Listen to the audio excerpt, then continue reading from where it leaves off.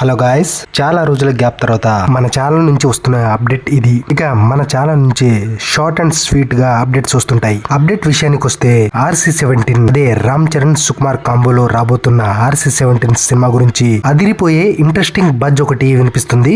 Social media మొత్తం కోడైకొస్తుంది. ఇంతకు ముందు RC-17 ఒక పీరియాడిక్ బ్యాక్ డ్రాప్ లో రాబోతుందని, రంగస్థలం, పెద్ది లాంటి రా అండ్ రస్టిక్ మూవీ రాబోతుంది అని అంతా అనుకున్నా, కానీ ఇప్పుడు మాత్రం పక్కా స్టైలిష్ యాక్షన్ ఎంటర్టైనర్ గా సుకుమార్ పర్ఫెక్ట్ బౌండ్ స్క్రిప్ట్ ని mega power star Ram Charan కు స్టోరీ మొత్తం చెప్పడం అయితే జరిగిందట. అంతేకాదు RC-17 2 పార్టులుగా వస్తుందని ఆ మధ్య రూమర్ విపరీతంగా వైరల్ అయింది. బట్ అందులో అసలు నిజమే లేదట. ఈసారి సుక్కు ఓన్లీ సింగిల్ పార్ట్ తోటి RC-17 ని రెడీ చేశాడు.